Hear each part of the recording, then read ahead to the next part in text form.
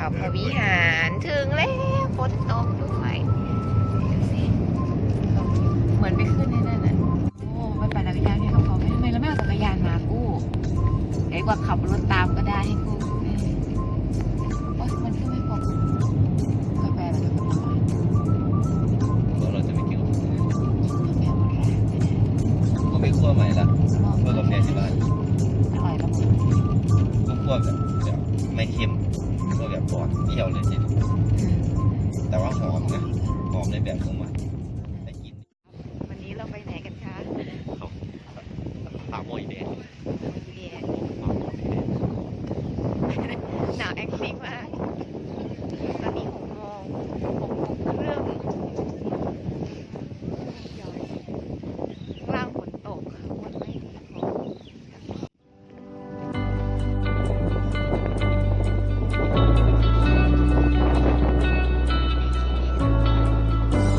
มีอะไรครับ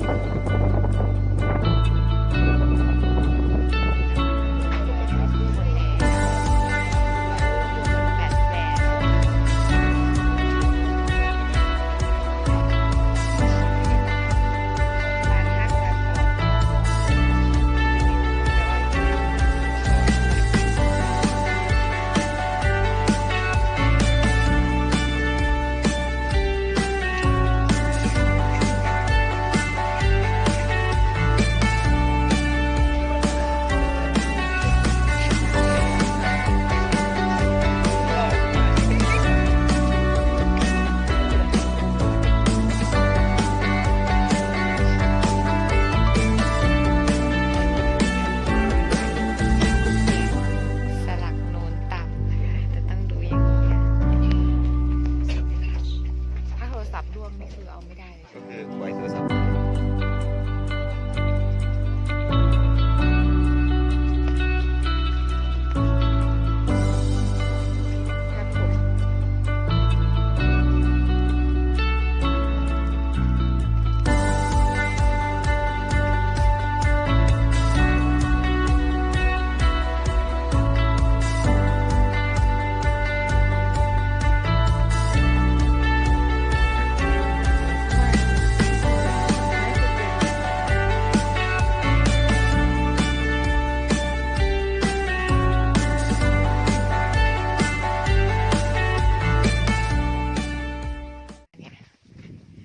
ทุกคู่ถึงแล้วค่ะให้ดูนะคะ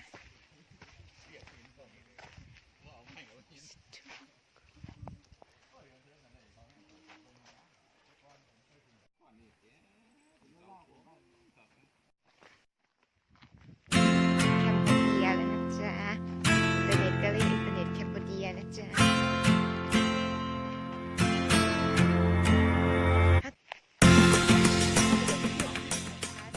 วัดสะพานนาคราชครับพระนาคราชครับไม่เห็นแน่ๆเลยครับเมฆขนาดนี้ครับ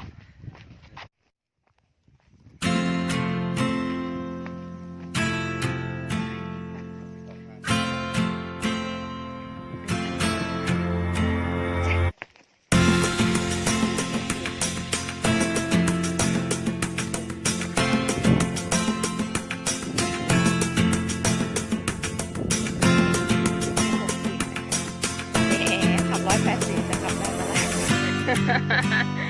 มันก็ขับไม่ได้อยู่ดีเวลาถ้าขับ ไม่ได้